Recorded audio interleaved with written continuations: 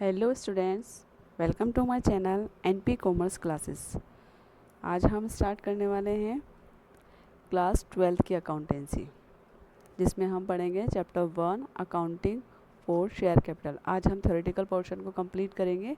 Next session से हम practical start करेंगे। इससे पहले मैंने 11th क्लास के 5 चैप्टर्स कंप्लीट करवा दिए हैं अकाउंटेंसी में, जिसका लिंक आपको डिस्क्रिप्शन बॉक्स में मिल जाएगा और आप मेरे प्लेलिस्ट में भी जा करके देख सकते हैं। आज हम न्यू क्लास और न्यू टॉपिक स्टार्ट कर रहे हैं 12th क्लास के अकाउंटेंसी का, जो कि सभी इससे पहले वाले जो भी चैप्टर्स मैंने कंप्लीट कराए हैं अकाउंटेंसी में वो भी एनसीईआरटी बेस्ड सिलेबस था और स्टेट बोर्ड्स में भी आप फॉलो कर सकते हैं, और जो हम आज से स्टार्ट कर रहे हैं वो भी एनसीईआरटी बेस्ड होगा। चलिए स्टार्ट करते हैं। अंश पूंजी के लिए लेखांकन, अकाउंटिंग फॉर शेयर कैपिटल। इसमें हम 3 मेन पॉइंट्स हैं जिसके बारे में डिस्कस करेंगे आज के सेशन में। तो वो कौन कौन से हैं? सबसे पहले हम पढ़ेंगे यहाँ पे explain the basic nature of A company, यानी कि कंपनी के मेन बेसिक फीचर्स क्या होते हैं उनके बारे में डिस्कस करेंगे, और कंपनीज कितने तरह की होती है और किस बेसिस पर उसको डिवाइड किया गया है, क्लासीफाई किया गया है, इनको जानेंगे। नेक्स्ट है कैटेगरीज ऑफ शेयर कैपिटल को कितने पार्ट्स में डिवाइड किया गया है। Explain the nature and classes of shares, कौन कौन से होते हैं और उनके क्लासिफिकेशन कितने पार्ट्स में हैं। ठीक है, तो सबसे पहला है हमारा features of A company. Company की क्या होती है और किस तरीके से उसकी विशेषताएं होती हैं, इन्हें देखते हैं। सबसे पहला जो मेन फीचर है हमारा वो है बॉडी कॉर्पोरेट, यानी कि निर्गमित संस्था। कंपनी क्या है? एक निर्गमित संस्था है। समय समय पर लागू होने वाले कानूनों के प्रावधानों के अनुसार एक कंपनी का निर्माण किया जाता है। देखो, पहले जो कंपनी एक्ट था उसके अकॉर्डिंग ही हम कंपनी के सभी रूल्स को फॉलो करते थे, जो कि था 1956। अमेंडमेंट होकर के नेक्स्ट जो रिवाइज्ड एक्ट आया है वो है 2013, और 2013 एक्ट को ही हम फॉलो करते हैं। तो अकॉर्डिंग टू इस एक्ट के अकॉर्डिंग ही कंपनी का जो है निर्माण किया जाता है, और इस एक्ट के अकॉर्डिंग ही कंपनी का रजिस्ट्रेशन किया जाता है। सिर्फ बीमा कंपनियां और बैंकिंग कंपनी को छोड़ करके इस बाकी सभी कंपनीज पे 2013 एक्ट लागू होता है। इसे हम बॉडी कॉर्पोरेट कहते हैं। ठीक है, next is separate legal entity. हमने 11th क्लास की अकाउंटेंसी में पढ़ा था कि जो बिजनेस होता है उस बिजनेस के अंदर जो व्यवसाय होता है, बिजनेस करने वाला होता है, दोनों की भी सेपरेट एंटिटी होती है। इसी तरीके से कंपनी की भी, कंपनी में जो भी शेयर होल्डर्स होते हैं उनसे सेपरेट एंटिटी होती है, मतलब एक अपना अलग अस्तित्व होता है जो कि शेयर होल्डर से डिफरेंट हमें दिखाता है। शेयर होल्डर्स चेंज होते रहते हैं, आते जाते रहते हैं, तो उनसे हमारे कंपनी की जो एंटिटी उसका अस्तित्व है उस पर कोई फ़र्क नहीं पड़ता है। जो कंपनी होती है वो अनुबंध कर भी सकती है और अपने नाम से बैंक में अकाउंट भी ओपन कर सकती है। नेक्स्ट है लिमिटेड लायबिलिटी। ये क्या होता है लिमिटेड लायबिलिटी?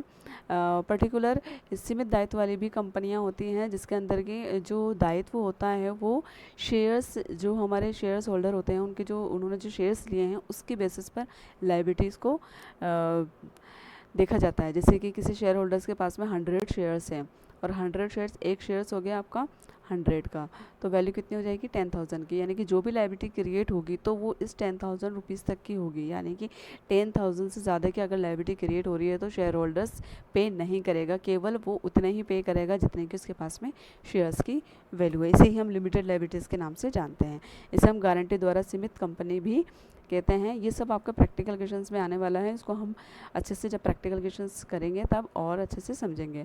कंपनी के समापन के दशा में सदस्यों का दायित्व उनके द्वारा दी गई गारंटी तक ही सीमित होता है। यानी कि जितनी की उन्होंने गारंटी दी है, मान लो 50,000 की दी है, तो जब भी लायबिलिटी क्रिएट होगी और समापन होगा और हम जैसे लायबिलिटी पेड करेंगे तो उस टाइम पे 50,000 से ज़्यादा, यानी कि उसकी जो पर्सनल असेट्स होती हैं हम उसको नहीं ले सकते।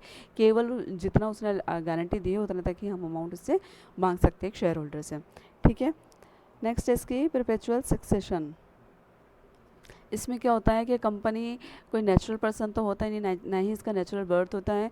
ये कितने व्यक्ति होती है? आर्टिफिशियल पर्सन होती है, तो कानून द्वारा निर्मित होती है और कानून द्वारा ही इसका वाइंड अप किया जाता है, यानी कि इसको समाप्त किया जाता है। किसी पर्सन के ज़रिए हम इसको ख़त्म नहीं कर सकते। मान लो कि 3 पर्सन ने मिल करके कोई कंपनी खोली है, इन 3 पर्सन में से एक पर्सन दिवालिया हो गया या उसकी डेथ हो गई है, किसी भी रीज़न से उसने कंपनी को छोड़ दिया, तो कंपनी समाप्त नहीं होगी, यानी ये कंपनी ख़त्म नहीं होगी। कंपनी किसके थ्रू एस्टेब्लिश की गई थी? लॉ के अकॉर्डिंग, एक्ट के अकॉर्डिंग 2013, तो ये 2013 एक्ट के अकॉर्डिंग ही बंद होगी। किसी भी शेयर होल्डर्स के आने जाने से इसके अस्तित्व पर कोई फ़र्क नहीं पड़ता है। ठीक है, नेक्स्ट है कॉमन सील। जिस तरीके से हम अपने सिग्नेचर करते हैं कोई भी एक पर्टिकुलर पर्सन जिसकी अपनी एक सील होती है, उस सील से वो ऑथोराइज्ड होता है कि अपने काम के लिए जो साइन करता है, साइन के ऊपर सील लगाता है। उसी तरीके से कंपनी की भी अपनी एक पर्टिकुलर सील होती है जिस सील से वो पहचानी जाती है। यानी कि कंपनी जो भी काम करेगी तो वो साइन तो कर नहीं सकती क्योंकि नेचुरल पर्सन नहीं है, तो इस जगह पर वो क्या यूज़ करेगी, अपनी सील यूज़ करेगी। जहाँ पर भी कंपनी के नाम से कोई डॉक्यूमेंट तैयार हो रहा है, कोई भी काम जो कंपनी के नाम से किया जा रहा है, वहाँ पर एक कॉमन सील यूज़ में ली जाएगी। उस सील पर उस कंपनी का नाम लिखा होता है जो कि उसकी पहचान है। ठीक है। नेक्स्ट है ट्रांसफरेबिलिटी ऑफ शेयर्स, यानी कि जितने भी शेयर होल्डर्स हैं वो अपने शेयर्स को ट्रांसफ़र कर सकते हैं पर्टिकुलर किसी पर्सन को। इसमें किसी भी तरह की कोई पाबंदी नहीं है, लेकिन किस तरीके से करना है, इस तरीके का जो उल्लेख है वो मेमोरेंडम ऑफ एसोसिएशन के अंदर मेंशन होता है कि किस तरीके से आपको करना है। बाकी ट्रांसफ़र करने में किसी तरह की कोई पाबंदी नहीं होती है। इसमें क्या होता है कि अगर कोई मुकदमा, मान लो कि कोई कंपनी ने कोई रॉन्ग काम किया, यानी कानून के नज़र में वो गलत, उसे नहीं करना चाहिए था, तो अगर कोई गलत काम किया तो कोई थर्ड पर्सन जिससे कि उस कंपनी की वजह से उसको अगर कोई नुकसान हुआ है तो वो कंपनी पर मुकदमा दायर कर सकता है। यानी कि कानून कोर्ट में जाकर के केस लड़ सकता है कि इस कंपनी की वजह से मुझे इतना लॉस हुआ है, या किसी पर्सन या किसी और कंपनी की वजह से इस पर्टिकुलर कंपनी को कोई नुकसान हुआ है तो ये कंपनी भी उस अदर कंपनी या पर्सन के अगेंस्ट केस फाइल कर सकती है। तो यही इसका फीचर है कि क्योंकि कंपनी का कानून के तहत ही बनाई जाती है, तो जाहिर सी बात है इसको सभी राइट्स मिलते हैं। अगर किसी तरीके से इन फ्यूचर इसके अस्तित्व को कोई खतरा होता है किसी पर्सन कंपनी से, तो वो उस पर मुकदमा दायर कर सकते हैं। ठीक है।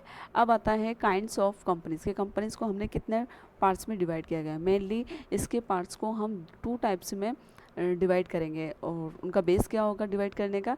एक तो होगा लायबिलिटी के बेसिस पे, कि लायबिलिटी के बेसिस पे कंपनीज़ को हम कितने तरीके से बांटेंगे, और एक होता है पब्लिक और प्राइवेट कंपनी। ठीक है। तो 2 तरीके से हम कंपनी को क्लासीफाई करके डिस्कस करेंगे। तो सबसे पहला आता है कि लायबिलिटी के बेसिस पर हमने कंपनी को कितने पार्ट्स में डिवाइड किया गया है।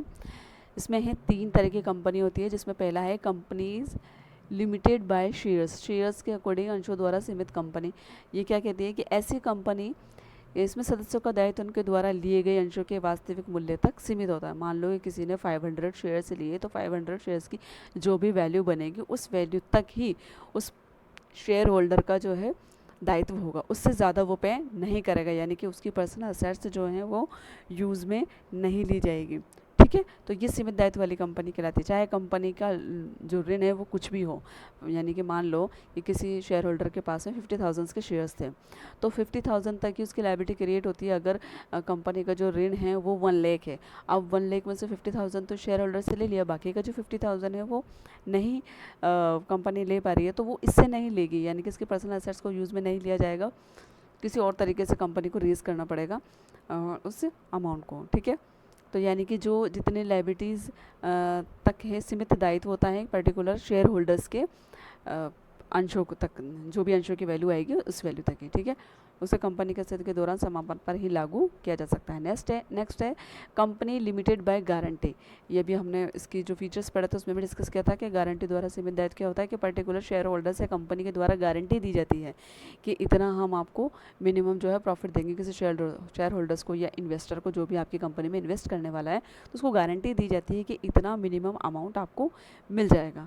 तो वो जो मिनिमम अमाउंट होता है, तो जितनी गारंटी दी उस गारंटी तक ही सीमित होता है वो अमाउंट। जैसे मान लो कि 50,000 की गारंटी दी थी, तो 50,000 तक ही पर्टिकुलर वो शेयर होल्डर जो है वो पे कर सकता है, इससे ज़्यादा का पे नहीं करेगा। ठीक है। जो भी वाइंड अप के समय चाहिए होता है उनके द्वारा दिए गए अंशदान के वचन तक ही सीमित होता है। अनलिमिटेड कंपनीज में क्या होता है कि इसमें दायित्व जो होता है वो असीमित होता है। यानी कि मान लो 50,000 रुपये का लोन समापन के समय 50,000 रुपये चुकाने थे कंपनी को, तो 50,000 रुपये में से केवल 40,000 ही शेयर होल्डर से मिला, बाकी का 10,000 कम है, अभी भी चाहिए उसका। तो वो क्या कर सकती है कि जितने शेयर होल्डर्स के पर्सनल एसेट्स है उनको बेच करके ये 10,000 रिसीव कर सकती है। मतलब किसी की तरीके कोई बाउंडेशंस नहीं है, शेयर होल्डर्स के पर्सनल एसेट्स को भी इसमें काम में लिया जा सकता है। ऊपर के 2 कंडीशंस में ऐसा नहीं था, बस इतना ही फ़र्क है इसमें। अनलिमिटेड कंपनीज के अंदर दायित्व असीमित होता है और लिमिटेड कंपनी के अंदर दायित्व सीमित होता है। ठीक है। नेक्स्ट आता है आपका on the basis of the number of members, यानी कि मेंबर्स के आधार पर हम कंपनीज को कितने टाइप्स में डिवाइड करेंगे। तो इसमें 2 टाइप्स आता है, एक तो आता है आपका पब्लिक कंपनी और एक आता है प्राइवेट कंपनी। पब्लिक कंपनी के अंदर कोई लिमिटेशंस नहीं होती है कि टोटल नंबर ऑफ़ जो मेंबर्स होते हैं वो कितने होंगे, इसीलिए इनको मेंबर्स के अकॉर्डिंग क्लासीफाई किया गया है। तो पब्लिक कंपनी कौन सी होती है, वो जो एक निजी कंपनी नहीं है, यानी कि निजी कंपनी कौन सी होती है वो हम आगे डिस्कस करेंगे। इसके फीचर्स इसमें अगर हैं तो उसको हम, मतलब निजी कंपनी नहीं है उसको हम पब्लिक कंपनी मानेंगे, अगर उसके फीचर्स हो गए तो वो फिर प्राइवेट कंपनी ही मानी जाएगी, पब्लिक कंपनी में शामिल नहीं की जाएगी। दूसरा है एक कंपनी जो निजी कंपनी की सहायक कंपनी नहीं है, यानी कि होल्डर जो किसी कंपनी को होल्ड कर लेती है 51% से ज़्यादा अगर शेयर्स किसी एक कंपनी के पास में होता है तो वो उसकी होल्डिंग कंपनी मानी जाती है। तो जो एक किसी की होल्डिंग कंपनी नहीं है, पहले तो 2 कंडीशन से, एक तो प्राइवेट नहीं होनी चाहिए, दूसरा होल्डिंग कंपनी भी नहीं होनी चाहिए, यानी कि 51% से ज़्यादा शेयर्स आपका किसी और के पास में नहीं होना चाहिए। तो ये 2 कंडीशंस आप फॉलो होती हैं वो हमारी पब्लिक कंपनी कहलाती है। नेक्स्ट आता है आपका प्राइवेट कंपनी। प्राइवेट कंपनी में किस किस को शामिल करते हैं, ये अपने अंशों के हस्तांतरण के अधिकार को प्रतिबंधित करती है, यानी कि अगर कोई शेयर होल्डर्स अपने शेयर्स को ट्रांसफ़र करना चाहता है तो उस पर रिस्ट्रिक्शंस लगाती है प्राइवेट कंपनी। नेक्स्ट है कि ओबीसी को छोड़ करके, मतलब जो सिंगल पर्सन कंपनी होती हैं उनको छोड़ करके बाकी सभी कंपनीज़ के अंदर मेंबर्स के जो नंबर्स होते हैं उनको 200 तक फिक्स किया गया, यानी कि 200 मैक्सिमम लिमिट है कि एक प्राइवेट कंपनी के अंदर 200 तक जो है मेंबर्स हो सकते हैं, और मिनिमम 2, यानी कि अगर 2 से कम है तो उसको हम प्राइवेट नहीं मानेंगे, और अगर 200 से ज़्यादा है तो नहीं मानेंगे, यानी कि 2 से लेके 200 तक मेंबर्स को हम प्राइवेट कंपनी में शामिल करते हैं। 2 से कम होने पर फिर वो सिंगल पर्सन में चली जाती है, 1 पर्सन कंपनी में शामिल हो जाती है। ठीक है, जो कि ये रहा 1 पर्सन कंपनी। इसमें क्या होता है, एक अकेला पर्सन कंपनी का मालिक होता है और उसी के नाम से वो कंपनी रजिस्टर्ड होती है। सेक्शन 262 के अकॉर्डिंग एकल व्यक्ति कंपनी साझा उस कंपनी से जिसमें केवल एक ही व्यक्ति होता है, जो कंपनी नियम 14 के नियम के 3 के अनुसार है। इस प्रकार की कंपनी केवल उस व्यक्ति द्वारा स्थापित की जा सकती है जो भारतीय नागरिक एवं भारतीय निवासी हो, यानी कि ये जो कंपनी है, जो सिंगल पर्सन होती है, ये किस पर होता है, एक तो मतलब रेसिडेंट होना चाहिए इंडिया का, वो रेसिडेंशियल पर्सन होना चाहिए, वही ये कंपनी उसी के नाम से बन सकती है। दूसरा, इस प्रकार की कंपनी से अपेक्षित है कि वे गैर बैंकिंग वित्तीय निवेश क्रियाओं में कार्य नहीं करेगी, नॉन फाइनेंशियल इन्वेस्टमेंट एक्टिविटीज़ में कार्यरत नहीं होनी चाहिए, और इसकी जो पेड अप शेयर कैपिटल है वो 50 लाख से कम नहीं हो सकती, और इसका जो एनुअल टर्नओवर है वो 2 करोड़ से अधिक नहीं होना चाहिए। यानी कि ये 3 कंडीशन जिस पे फुलफिल हो रही है वही आपका 1 पर्सन कंपनी के नाम से जाना जाता है। ठीक है, तो ये तो था इसके टाइप्स। इसको एक हम इस पिक्चर्स ग्राफ के अकॉर्डिंग में समझ लेते हैं। काइंड्स ऑफ कंपनी, इसमें 2 टाइप्स का होता है। On the basis of the liability of member, हम ऊपर डिस्कस करके आए। लाइबिलिटीज़ के ऊपर 3 तरह की कंपनी होती है। एक तो होती है कंपनीज लिमिटेड बाय शेयर्स, यानी कि शेयर्स के अकॉर्डिंग उनका जो लाइबिलिटी होती है, दायित्व होता है, वो निश्चित कर दिया जाता है, फिक्स हो जाता है, और गारंटी के द्वारा भी यही होता है। और अनलिमिटेड में क्या होता है कि किसी भी तरह का कोई दायित्व जो है वो शेयर्स पर या गारंटी के ऊपर फिक्स नहीं होता है। इसमें हम पर्सनल एसेट्स को भी यूज़ में ले सकते हैं शेयर होल्डर के। जबकि इसमें क्या है कि मेंबर्स के अकॉर्डिंग, कितने मेंबर्स उसके अकॉर्डिंग इसे क्लासीफाई किया जाता है, पब्लिक, प्राइवेट और ओबीसी के अकॉर्डिंग। ठीक है, नेक्स्ट आता है शेयर कैपिटल। क्या होती है शेयर कैपिटल? देखो, कंपनी जब हम खोलते हैं तो उस कंपनी में एक बहुत बड़े अमाउंट की हमें ज़रूरत होती है, जो कि एक कंपनी को रन करने के लिए चाहिए।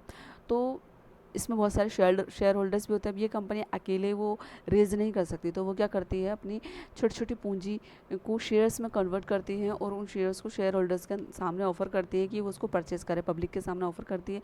फिर वो जो पब्लिक होती है उनमें से कुछ लोग कंपनी के शेयर्स खरीदते हैं, तो खरीदने के बदले जो वो पैसा कंपनी को देते हैं वो हमारी शेयर कैपिटल बन जाती है। यानी कि ए बी 3 तरह के शेयर होल्डर्स, इसने 500 शेयर्स लिए, इसने 100 शेयर्स लिए, 1000 शेयर्स लिए।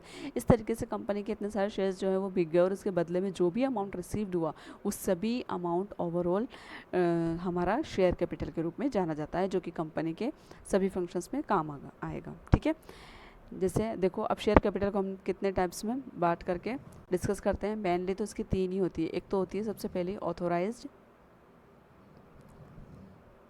दूसरी इशू, और तीसरी होती है सब्सक्राइब्ड कैपिटल। ठीक है, ऑथोराइज्ड कैपिटल क्या होती है?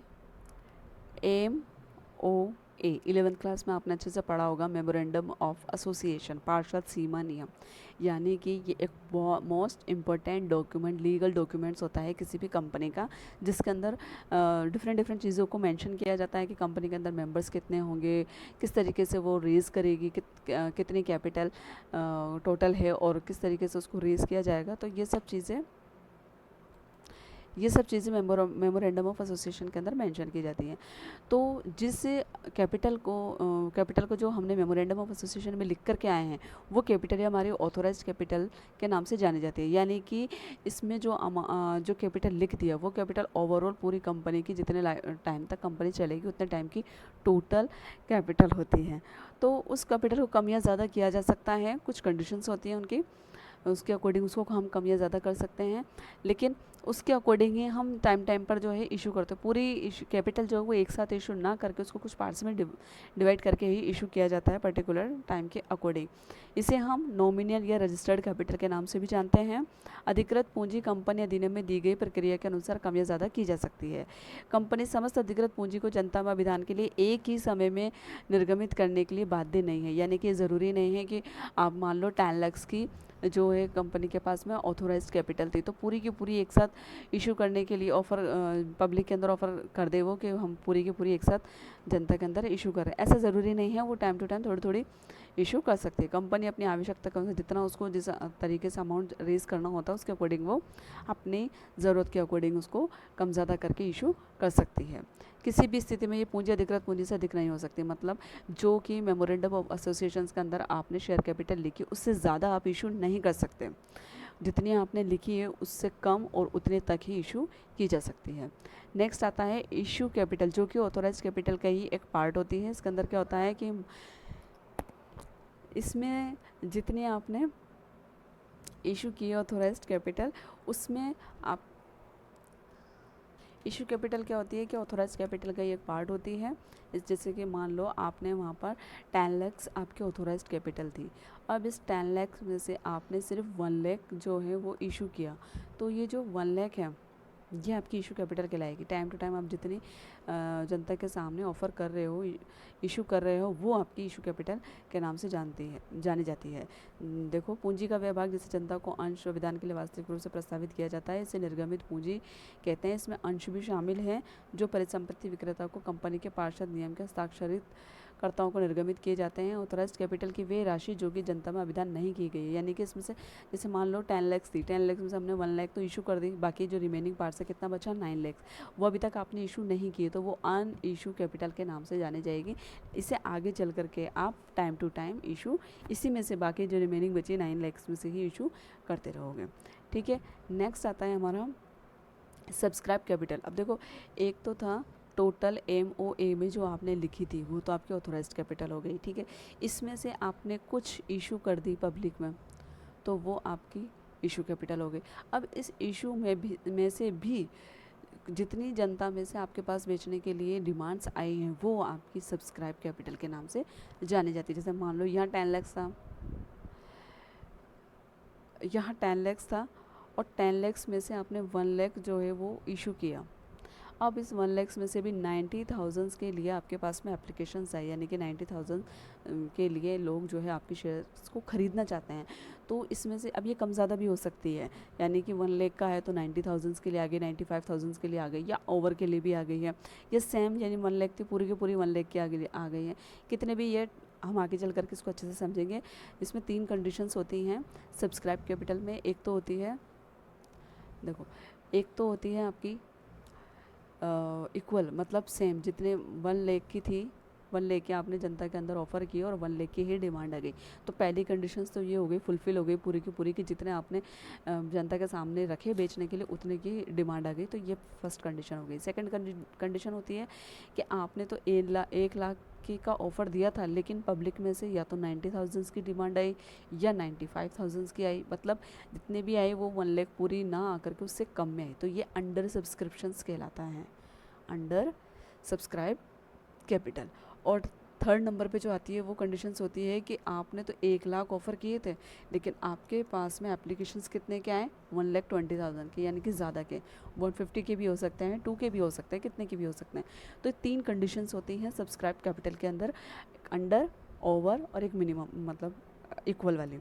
अब ये क्या होता है कि मिनिमम के अंदर आपको क्या होता है, मिनिमम सब्सक्रिप्शन होना ज़रूरी है। अगर मिनिमम सब्सक्रिप्शन नहीं होता है तो फिर आप जितने आपने ऑफ़र किए थे, जितने का पैसा आया था, सब आपको रिटर्न करना पड़ता है। आप कुछ भी इशू शेयर नहीं कर सकते। जैसे मान लो 1 लाख है, तो इस 1 लाख में से कम 90% आपके पास में एप्लीकेशन आने चाहिए। अगर 90% से कम आते हैं तो आपको जितना पैसा आपने लिया है वो सब आपको रिटर्न करना पड़ेगा। ये कुछ कंडीशंस होती हैं जो आगे इसमें लिखी हुई है, ठीक है। अब ये अंडर, ओवर, ये सारी कंडीशंस को प्रैक्टिकल क्वेश्चंस के थ्रू हम समझेंगे आगे डिटेल से, ठीक है। आगे चलते हैं। कॉल्ड अप कैपिटल क्या होता है, जैसे देखो कॉल्ड अप में से मान लो कि एक शेयर्स 100 का था। कंपनी क्या करती है, इस पूरे 100 को एक साथ एक समय पर नहीं मांगती है, इसको कुछ पार्ट्स में डिवाइड कर देती है, जिसे हम एप्लीकेशन, अलॉटमेंट और कॉल्स के नाम से जानते हैं। कॉल्स को भी first call, second and final calls भी हो सकती है, या second, third and final call भी हो सकती हैं, ठीक है। ये सब आपको प्रैक्टिकल क्वेश्चंस के थ्रू समझ में आएगी सारी चीज़ें। तो जितना आपके पास अमाउंट था उसमें से जितना आपने अमाउंट मांगा है, यानी कि मान लो आपने 90 रुपीज़ मांगे हैं, 10 रुपीज़ आपने रिजर्व रख दिया कि आप बाद में मांग लोगे, तो ये जो 90 रुपीज़ मांगे हैं आपने और जनता से आपको पूरा 90 रुपीज़ मिल गया, तो वो होता है आपका कॉल्ड अप कैपिटल। अधिकृत पूंजी का वह भाग जो कि मांगी जाती है और कंपनी समस्त राशि अंशों पर अंकित मूल्य के भाग को मांगने का निर्णय ले सकती है। फॉर एग्जांपल कि 10 रुपये का शेयर्स था और कंपनी ने कितने रुपए मांगे, सिर्फ 7 रुपये मांगे। ये 7 रुपये मांगे, इसका मतलब ये नहीं कि वो 3 रुपये भी आगे चल के नहीं मांगेगी, 3 रुपये भी मांगेगी, लेकिन वो कुछ टाइम बाद मांगेगी। तो फिलहाल जितने रुपये आपने मांगे गए हैं वो कॉल्ड अप कैपिटल के नाम से जाने जाते हैं, ठीक है। शेष जो 3 रुपये हैं वो अंशदार से किसी भी समय आवश्यकता अनुसार मांग लिया जा सकता है। फिर नेक्स्ट आती है पेड अप कैपिटल। आपने मांगे 7 रुपये और पूरे के पूरे 7 आपको मिल गए, तो ये यानी कि जितना मांगा उतना मिल गया आपको। आपने 10 मांगे, पूरे के पूरे 10 आपको जनता की तरफ से मिल गए, तो ये क्या होता है, आपका पेड अप कैपिटल के नाम से जानी जाती है। मांगी गई पूंजी का वह भाग जो कि अंशदारी से वास्तव में प्राप्त कर लिया गया है। जब अंशदारी समस्त मांग राशि का भुगतान कर देते हैं तब मांग पूंजी प्रदत्त पूंजी के समान होगी। यदि कोई अंशदारी मांगी गई राशि का भुगतान नहीं करता, जैसे मान लो आपने 10 रुपीज़ मांगे थे, लेकिन 10 रुपीज़ में से 7 रुपीज़ ही आपको मिले थी, 3 रुपीज़ जो है अभी तक वो पर्टिकुलर किसी एक शेयर होल्डर ने नहीं दिया। मान लो ए नाम का जो शेयर होल्डर था उसने अभी तक 3 रुपीज़ नहीं दिए हैं, तो ये कॉल्स इन एरियर मान करके हम उसके शेयर के जो अमाउंट आएगा उसमें से माइनस कर देंगे। ये चीज़ें ध्यान रखनी है। कॉल्ड अप कैपिटल क्या हुई, जितना आपने मांगा था 10 था तो 10 मांगे आपने, तो वो कॉल्ड अप कैपिटल हो गई। 10 में से आपने जितना मांगा 7 मांगे, 7 आपको चुका दिए गए, तो पेड अप कैपिटल हो गई। पेड अप कैपिटल में से जितना आपने मांगा उतना ना चुका करके कुछ अमाउंट चुकाया और कुछ एरियर रह गया, तो उसे कॉल्स इन एरियर के नाम से जानेंगे, ठीक है। अब ये अनकॉल्ड अप कैपिटल कौन सी होती है, वही कॉल्ड अप कैपिटल है जो कि आपने पीछे छोड़ दी थी और आगे चल करके टाइम के अकॉर्डिंग आप डिमांड करोगे। जैसे मान लो 10 में से आपने 7 रुपये तो मांग लिए, लेकिन 3 रुपये अभी तक नहीं मांगे, तो ये 3 रुपये जो आपने नहीं मांगे जो कि आप मांगोगे आगे चल करके, वो अनकॉल्ड अप कैपिटल कहलाती है। आगे चल करके हम इसे फंड्स में भी शामिल कर सकते हैं और ये रिजर्व कैपिटल भी बन सकती है। ऑथोराइज्ड कैपिटल का वह भाग जो अभी तक मांगा जाना बाकी है, जैसे कि पहले बताया जा चुका है, कंपनी ये राशि किसी भी समय आवश्यकता पड़ने पर मांग सकती है, ठीक है। जब उसको फंड्स की ज़रूरत होगी जब मांग लेगी। रिजर्व कैपिटल क्या होती है, कंपनी द्वारा अयाचित अनकॉल्ड अप कैपिटल का वह भाग जो केवल कंपनी के समापन, यानी कि वो जैसे 10 रुपये में से 7 रुपये आपने मांग लिए, 3 रुपये आपने छोड़ दिया, अनकॉल्ड अप कैपिटल होगी। लेकिन अब आपने ये कहा कि जो 3 रुपये हैं केवल हम कंपनी की जो है वाइंड अप कंडीशन पर ही मांगेंगे, यानी कि जब कंपनी को क्लोज करेंगे उस टाइम पर हमें ज़रूरत पड़ेगी तब ही डिमांड की जाएगी, उससे पहले डिमांड नहीं की जाएगी। तो यानी कि तब तक के लिए आपने ये अमाउंट रिजर्व रख दिया है पर्टिकुलर एक पीरियड के लिए, तो वो रिजर्व कैपिटल के नाम से जानी जाती है, ठीक है। समझ में आ गई। ऑथोराइज्ड कैपिटल क्या होती है, ऑथोराइज्ड कैपिटल होती है आपका जो MOA के अंदर आपने लिखा है, इससे ज़्यादा आप इशू नहीं कर सकते, ये सबसे बड़ा अमाउंट होता है। बाकी चल के जितनी भी कैपिटल होती है वो सब इसी की सब डिवीज़न होते हैं, यानी कि इसी का पार्ट्स होती हैं, ठीक है। ऑथोराइज्ड कैपिटल के बाद में हमने क्या पढ़ा था, इशू कैपिटल, जो कि आपने ऑफ़र की है। इशू कैपिटल के बाद आया था हमारा सब्सक्राइब कैपिटल। सब्सक्राइब का में क्या था, जितना आपके पास में आवेदन आए हैं, एप्लीकेशंस आई, यानी कि डिमांड्स जितने की आई हैं वो हमारी सब्सक्राइब। मेन तो ये 3 आपको ध्यान रखनी है। अब आप जब प्रैक्टिकल क्वेश्चंस करोगे तो इसका कोई लिंक नहीं होगा उसके अंदर, केवल ये टर्म्स गिवन हो गया। आप बैलेंस शीट बनाओगे तब बैलेंस शीट में आपको ये लिखना पड़ेगा कि ऑथराइज्ड कैपिटल आपकी इतनी थी, इशू उसमें से इतनी हुई, सब्सक्राइब इतनी हुई, इस तरीके से मेंशन करना होगा। ये देखो चार्ट के थ्रू मैंने समझा रखा है कि सबसे बड़ी आपकी जो अमाउंट होती है वो ऑथराइज्ड कैपिटल होती है, जो कि MOA के अंदर लिखी हुई होती है, मेमोरेंडम ऑफ एसोसिएशन पार्षद सीमानिया। इसको 2 टाइप्स में डिवाइड किया गया है, इशू और अन इशू। यानी कि मान लो ये 10 लाख थी, 10 लाख में से आपने 1 लाख के लिए पब्लिक में ऑफर दे दिया, ठीक है। तो जो 1 लाख के लिए आपने शेयर्स इशू किए वो आपकी इशू कैपिटल हो गई। रिमेनिंग जो पार्ट बचा 10 लाख में से 1 लाख गया, 9 लाख अभी आपने इशू नहीं किया है, आगे चल करके आप करोगे तो वो अन इशू कैपिटल हो गई। अब इस 1 लाख में से जितने का आपके पास में डिमांड्स आई, जैसे मान लो 90,000 की आई, 95,000 की आई, या 1 लाख पूरे की आ गई, या ओवर की आ गई 1,20,000 की आई, जितने की भी आई, तो ये सब हमारे क्या हो गई, सब्सक्राइब्ड कैपिटल हो गई। इस सब्सक्राइब कैपिटल को ही आगे चल करके 2 टाइप्स में डिवाइड किया, एक फुल्ली पेड अप और एक नॉट फुल्ली पेड अप। यानी कि 10 रुपीज़ में से आपको पूरा का पूरा 10 रुपीज़ मिल गया, तो ये तो हो गया आपका फुल्ली पेड अप। और इस 10 में से आपको मान लो 7 ही मिला, या 7 आपने मांगा था, अभी तक 7 प्राप्त हुआ, और बाकी के 3 रुपीज़ जो है वो आप आगे चल करके डिमांड करोगे, तो ये नॉट फुल्ली पेड अप हो गया, ठीक है। नेक्स्ट है एक एग्जांपल देखते हैं। इस एग्जांपल में हम अच्छे से सभी कैपिटल्स को समझेंगे। देखो, सनराइज कंपनी लिमिटेड में 40 लाख की पूंजी से पंजीकृत थी। अब ये क्या हो गया, 40 लाख से जो पंजीकृत है, इसे पंजीकृत कैपिटल भी कहते हैं हम। ऑथोराइज्ड कैपिटल को जब हम ऊपर MOA की जिसकी बात कर रहे थे कि जो MO में लिखी हुई होती है, तो ये 40 लाख क्या हो गई आपकी MOA में लिखी हुई capital. Authorised capital, registered capital, nominal capital, सब इसी कैपिटल के नाम हैं, जो कि 10 रुपये प्रत्येक 4 लाख शेयर्स में विभाजित थी।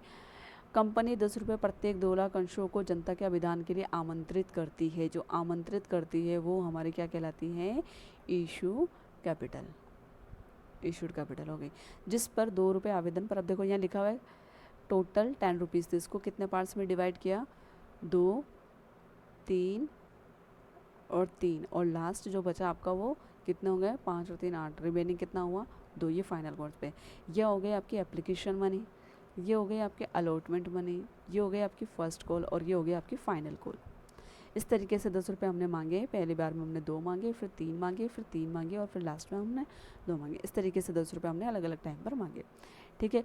कंपनी ने 2,50,000 अंशों के लिए आवेदन प्राप्त हुए। कितने के लिए इशू किए थे, 2 लाख। आया कितने के लिए अपने पास में डिमांड, 2,50,000 का, मतलब ज़्यादा के लिए आ गया, तो ये क्या कौन सी कंडीशंस हो गई, ओवर सब्सक्रिप्शन की कंडीशन हो गई। अब क्योंकि जितने हैं उतने ही कंपनी जो है अलॉट कर सकती है शेयर्स, इससे ज़्यादा तो कर ही नहीं सकती, तो ऐसी कंडीशंस के अंदर हम जो है इनको अनुपात के अकॉर्डिंग जो है क्लासिफाई करेंगे, मतलब डिस्ट्रीब्यूट करेंगे कि किसको कितना देना है। ये सब हम आगे चल करके इस पर सेपरेट सेशन होगा, प्रैक्टिकल क्वेश्चंस करेंगे, तब हम अच्छे से समझेंगे कि किस तरीके से ओवर सब्सक्रिप्शन की कंडीशन के अंदर हम शेयर्स को अलॉट करते हैं शेयर होल्डर्स के जरिए।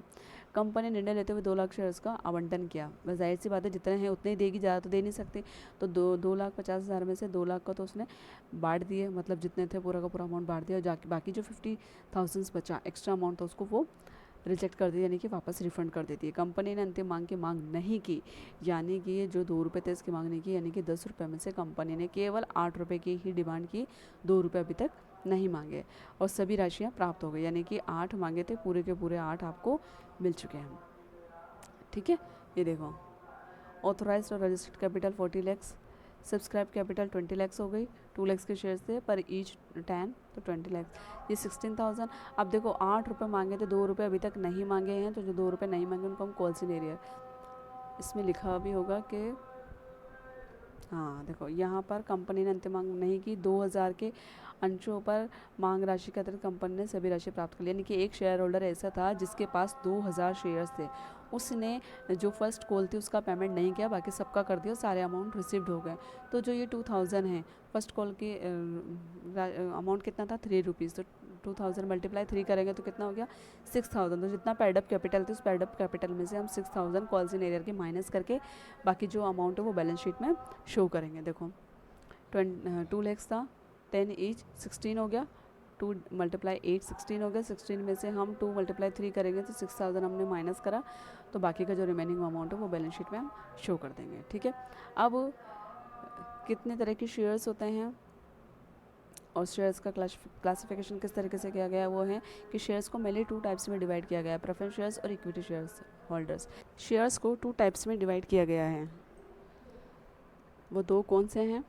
प्रेफरेंस शेयर्स और इक्विटी शेयर्स। प्रेफरेंस शेयर्स जैसे कि नाम से पता चल रहा है पूर्वाधिकार अधिमान अंश, यानी कि पूर्व में मिलने वाला अधिकार किससे पहले? समता अंश से पहले, यानी कि ये तो कंपनी के शेयर होल्डर्स ओनर होते हैं। सबसे ज़्यादा रोल इक्विटी शेयर होल्डर्स का होता है, तो इक्विटी शेयर होल्डर्स के अलावा जो शेयर होल्डर्स होते हैं वो होते हैं प्रेफरेंस शेयर्स होल्डर्स या प्रेफरेंस शेयर्स। तो इन पर जो राइट्स मिलने वाले हैं उससे पहले जो भी राइट्स मिलते हैं वो सब पूर्वाधिकार अंशधारियों को मिलने वाले राइट्स होते हैं, तो इसे ही हम पूर्वाधिकार अंश कहते हैं। इसको हम डिटेल से डिस्कस करते हैं। इससे पहला है प्रेफरेंस शेयर्स। कंपनी अधिनियम 2013 की धारा 43 के अंतर्गत एक अधिमान अंश वे होता है जो कि निम्न कंडीशंस को फॉलो करता है, यानी कि प्रेफरेंस शेयर्स होने के लिए ये 2 कंडीशंस है जो जिस पर फुलफिल होती है वही हमारे प्रेफरेंस शेयर्स कैपिटल की कैटेगरी में शामिल किए जाते हैं। वो फर्स्ट कंडीशन क्या है? पहली है कि अधिमान अंशधारियों को एक निश्चित राशि का लाभांश पाने का और प्रत्येक अंश के अंकित मूल्य पर निश्चित दर से परिकलित किए गए लाभांश पाने का समता अंशधारियों को लाभांश भुगतान से पहले का अधिकार होता है। यानी कि एक तो होता है डिविडेंड, कंपनी के अंदर जो भी लास्ट प्रॉफिट होता है उस प्रॉफिट पे कुछ परसेंटेज इनको डिविडेंड के रूप के अंदर मिलता है, यानी कि जो शेयर्स इन्होंने खरीदते हैं उस खरीदे गए शेयर्स पे इनको डिविडेंड प्रॉफिट के रूप में कंपनी देती है। तो वो जो डिविडेंड कंपनी इनको देगी वो सबसे पहले देगी, इक्विटी शेयर होल्डर्स को बाद में मिलेगा, उससे पहले प्रेफरेंस शेयर होल्डर्स को मिलता है। तो पहली कंडीशन तो क्या होगी कि जो डिविडेंड मिलने वाला है वो इनको पहले मिलेगा comparison to equity share holders. Next है कि पूंजी के संबंध में ये कंपनी के समापन पर इस अंश पूंजी को वापस प्राप्त करने के लिए अधिकार प्राप्त करते हैं।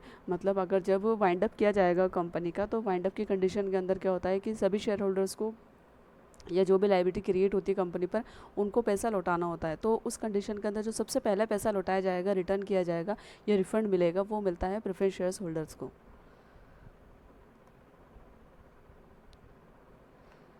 इन शेयर होल्डर्स को सबसे पहला पैसा मिलेगा, उसके बाद में एक क्रम होता है, वो क्रम भी हम आगे चल करके डिस्कस करेंगे जब बैलेंस शीट को बनाना सीखेंगे, तो वहाँ अच्छे से बताया गया है इसमें कि किस तरीके से किस सीक्वेंस के अंदर आपको लायबिलिटीज़ का पेमेंट करना होता है कंपनी के समापन के दौरान। तो ये 2 कंडीशन से सबसे पहले तो है कि डिविडेंड सबसे पहले मिलेगा प्रेफरेंस शेयर होल्डर्स को comparison to equity share holders, और दूसरा है कि जब पैसा लौटाया जाएगा कंपनी के समापन पर तो सबसे पहला अधिकार प्रेफरेंस शेयर होल्डर्स का होगा जिन्हें कंपनी पैसा लौटाएगी इनकी पूंजी का। ठीक है, नेक्स्ट आता है इक्विटी शेयर्स। वह अंश जो कि लाभांश के भुगतान या पूंजी के पुनः भुगतान के संबंध में कोई अधिकार नहीं रखता है। अगर आपको समझ में आ गया कि प्रेफरेंस शेयर्स क्या होते हैं तो जस्ट इसका ऑपोजिट कर देंगे हम, तो इक्विटी शेयर्स बन जाएंगे। ये जो 2 कंडीशंस हम ऊपर डिस्कस करके आए, इन 2 कंडीशंस को इक्विटी शेयर्स पर लागू नहीं करना है। मतलब इनको डिविडेंड मिलना था, इनको डिविडेंड नहीं मिलेगा, यानी कि अगर लास्ट में बचता है सभी को पेमेंट करने के बाद तो वो डिविडेंड लेने का अधिकार रखते हैं, अदरवाइज नहीं। पुनः भुगतान का कोई अधिकार नहीं रखता है। ये समतांश कहलाते हैं। समता अंशधारी कंपनी के लाभों में से उनका भाग अधिमान अंशधारियों धारकों को लाभांश के अधिकार के बाद लेने के अधिकारी होते हैं। मतलब इनको प्रॉफिट ऑफ शेयर कब मिलेगा? जब प्रेफरेंस शेयर होल्डर्स को मिल जाता है और उसके बाद में अगर प्रॉफिट बचता है कंपनी का तो इक्विटी शेयर होल्डर्स को दिया जाएगा, अदरवाइज नहीं। ये कंपलसरी नहीं है कि इनको दिया ही जाएगा, जबकि प्रेफरेंस शेयर होल्डर्स का कंपलसरी होता है कि कंपनी को लॉस हो या प्रॉफिट, हर कंडीशन में आपको प्रॉफिट उनको पे करना ही पड़ेगा। लेकिन इक्विटी शेयर होल्डर्स को तभी दिया जाएगा जब कंपनी में प्रॉफिट होगा। समता अंशों पर लाभांश निश्चित नहीं होता है, यानी कि पर्टिकुलर इस पर रेट या जो भी दिए हुआ होती है दर वो फिक्स नहीं होती है कि कितने परसेंटेज से इनको प्रॉफिट मिलेगा। जितना कंपनी में होगा उसके अकॉर्डिंग इनको डिस्ट्रीब्यूट किया जाता है। जबकि प्रेफरेंस शेयर होल्डर्स पर ये जो परसेंटेज होती है फिक्स होती है, और इनका नाम ही इसी तरह होता है कि 5% प्रेफरेंस शेयर्स, 10%। तो ये जो रेट इसके नाम से पहले लिखी रहती है, ये होता है कि इस शेयर्स पे इतना परसेंटेज प्रॉफिट इनको मिलेगा, जो कि फिक्स होता है। ये वर्ष प्रतिवर्ष बदलता रहता है, जो कि उपलब्ध लाभों में से वितरण की राशि पर निर्भर करता है। सिंपल है कि प्रॉफिट, कैपिटल, या हम इसको डिविडेंड भी कह सकते हैं कि यानी कि ये प्रॉफिट और डिविडेंड सबसे पहले जिसको मिलेगा वो होगा आपके प्रेफरेंस शेयर्स कैपिटल या प्रेफरेंस शेयर होल्डर्स या प्रेफरेंस शेयर्स। और कैपिटल कंपनी के समापन पर जो कैपिटल हम रिफंड कर रहे हैं तो सबसे पहले किसको करते हैं, प्रेफरेंस शेयर्स को। तो ये दो कंडीशन जिस पर फुलफिल हो रही है वो तो आपकी हो गई प्रेफरेंस शेयर्स, और जहाँ ये दो कंडीशन फुलफिल नहीं होती वो होती है आपकी इक्विटी शेयर्स। इक्विटी शेयर्स एक तरीके से ओनर कहलाते हैं और ओनर को सबसे बाद में ही पेमेंट किया जाता है। लास्ट पॉइंट बचा था मिनिमम सब्सक्रिप्शन, जिसे मैंने ऊपर भी डिस्कस किया था कि सब्सक्राइब्ड कैपिटल को 3 पार्ट्स में डिवाइड करते हैं। एक होता है आपका अंडर, एक ओवर और एक इक्वल वाला होता है कि मिनिमम या अंडर सब्सक्रिप्शन। तो कंपनी सब्सक्राइब कैपिटल के अंदर ये कंडीशन है कि 90% तक आपको सब्सक्राइब्ड कैपिटल का अमाउंट मिलना चाहिए। अगर मिलता है तो आप इस शेयर्स इशू करेंगे, अदरवाइज़ आपको नहीं मिलता है तो जो जितना अमाउंट पहले मिल चुका है 90% से पहले वो सभी वापस से रिफंड करना पड़ता है। ठीक है, एक टाइपिंग मिस्टेक थी, उसे ठीक करना है। कहाँ गया?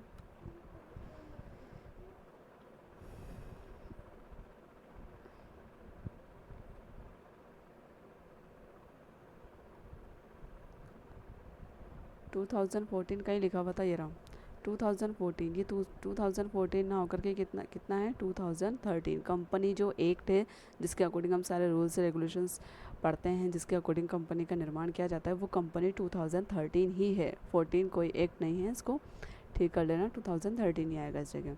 ठीक है, तो ये आज का सेशन कंप्लीट हुआ।